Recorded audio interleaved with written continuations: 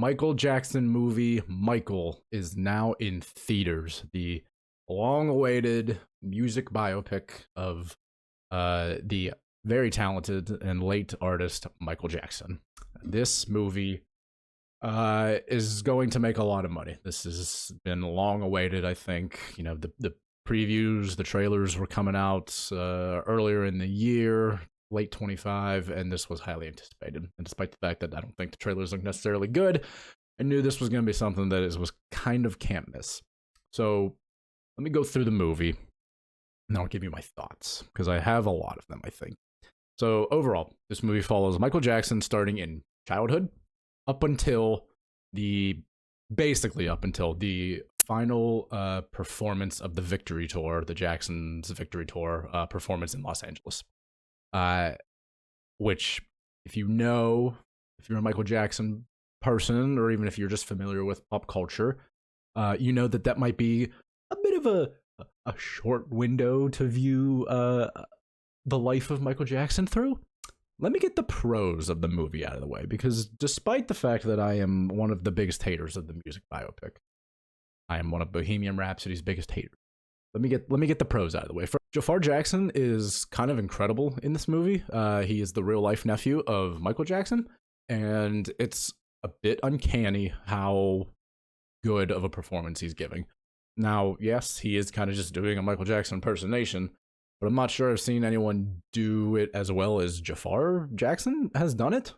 He's got the vocal candor. He's got the dance moves down. He's got this. I mean, obviously, he's lip syncing, but he's got the dancing down pat. I feel like he's got a lot of the movements and just kind of the way that Michael Jackson would carry himself, at least on camera that we saw.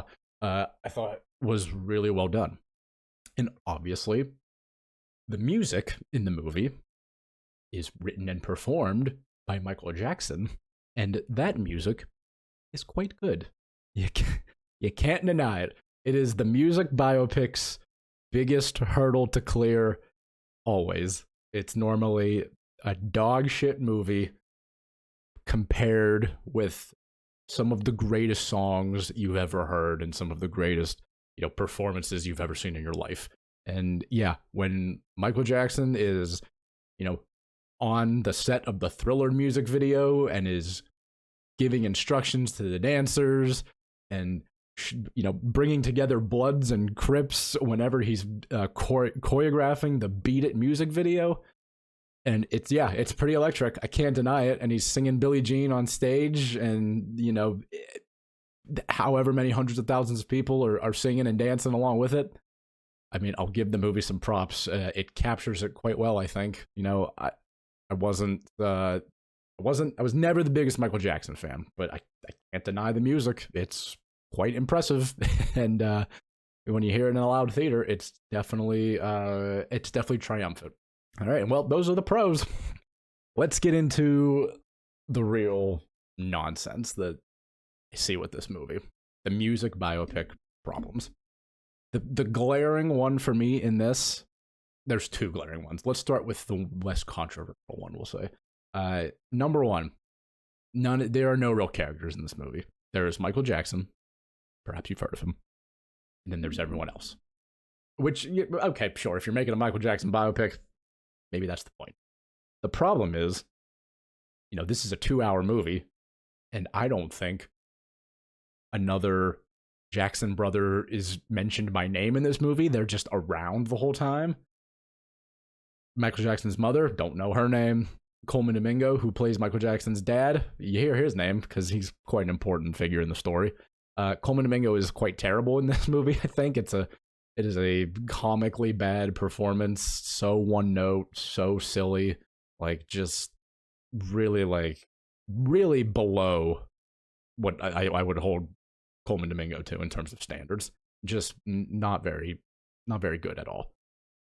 And now let's get to number two, because, okay, the script is bad, the characters are non-existent, nothing matters, there's no relationships formed in the movie, whatever. That is obviously by choice. And that leads right into number two, which is we are portraying Michael Jackson in this movie. I say we, I'm not part of this.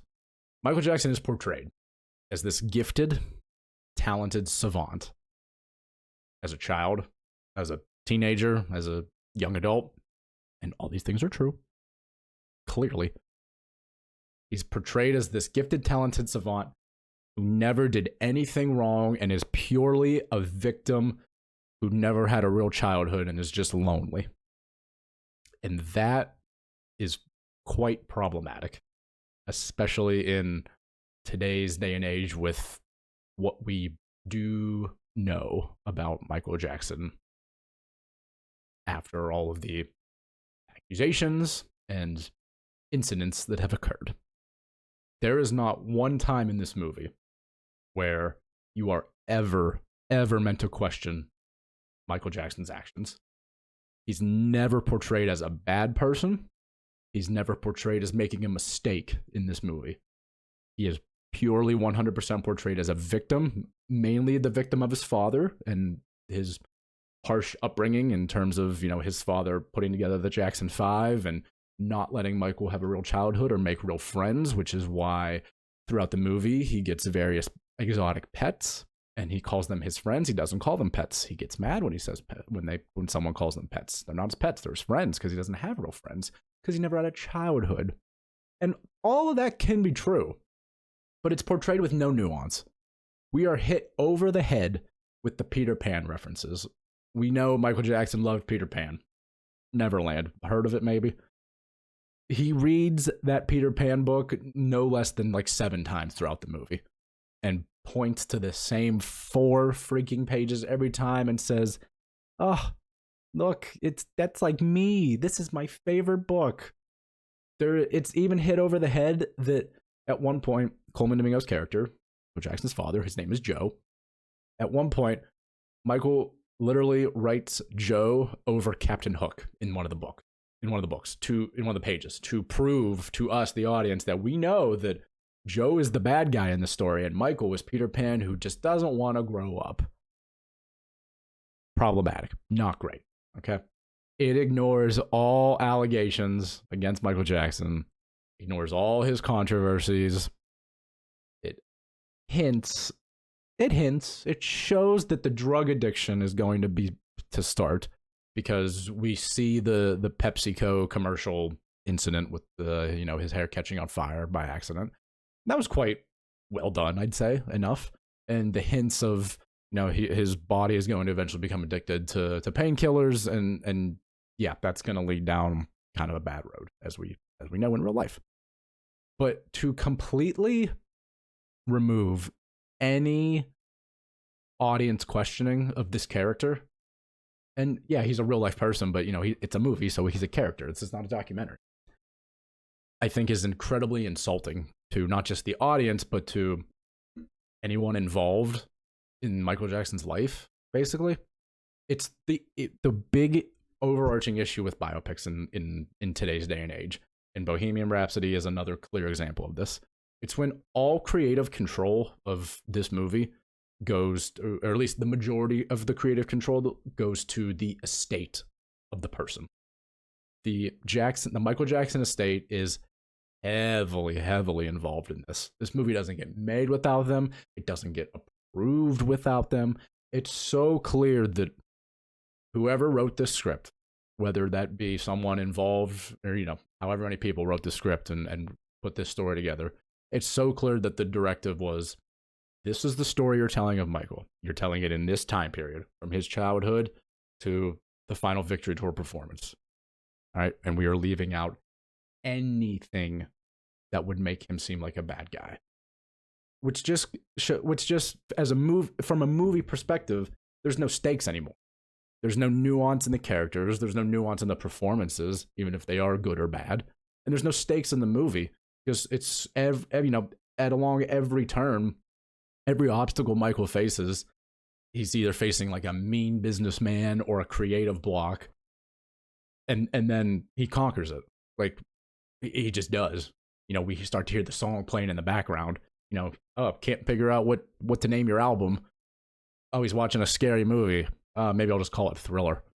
Like, there's no stakes. And you can, I think it's silly to make that argument when it's not true, because there are plenty of real life, there are plenty of biopics and stories based on real people that do have stakes. Oppenheimer came out not that long ago. That was a movie with quite heavy stakes, even though we know the outcome. This could have been a good movie, even though we know the outcome. There's two movies that come to mind that I think this could have been. This movie could have been A Complete Unknown, the Bob Dylan biopic with Timothée Chalamet, or it could have been something like Ray, the Ray Charles biopic with Jamie Foxx, where it very clearly shows that, yes, our lead actor, our lead character, our artist, is very talented. He is a gifted savant, but he's also an asshole, and he's capable of making mistakes. And there's not one time in this movie where Michael Jackson puts a foot wrong, and we are never asked to question his decisions. Not even, the movie doesn't even ask you to question it. It's one thing if it would be like, oh, Michael's, ditching his family. He's leaving the Jackson 5. Do we think that's a good thing for him? Like, oh, is he being mean to his brothers for not wanting to stay with the band? No, it's never even questioned that way. When that decision happens, everyone is fully supportive. Not 1 second is spent on questioning these decisions. And I think that is very disingenuous. And especially given the time frame that is used for the movie, again, before the 90s and the 2000s, I think that's incredibly irresponsible. Which brings me to my final point, which is the ending of this movie. The ending is absurd. Okay, so the actual ending, before the credits, mostly before the credits, is, like I said, the victory tour performance in Los Angeles with the Jacksons. And he announces on stage, he says, hey, this is our last show. I'm leaving the Jacksons, blah, blah, blah, blah, blah. It's played as this big triumphant moment. He conquers his father because his father wants them to stay together, and so on and so forth. And it's a very rah-rah moment. Yes, again, never questioned Michael Jackson's decisions in this book. And then they walk off stage, yada yada, woohoo. And then there's a cut. There's a little bit of slow, and then there's a cut to London 1989 when Michael Jackson is performing in London. And again, it's quite triumphant. He's, playing all the hits, doing all the dances. It's very impressive. If you see it in a theater, it's very loud. It's awesome. Like, I can't deny that those parts are good, because that is, it's not even the movie. It's the music. It's the performance. It's a concert. Like, those are quite good. Concerts where Michael Jackson is doing the moonwalk and stuff. Yeah, those are pretty good. But then there's a cut to a title card. Not a title card, but a text card.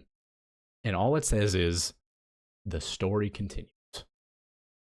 And it is played as a triumph, as like a triumphant moment.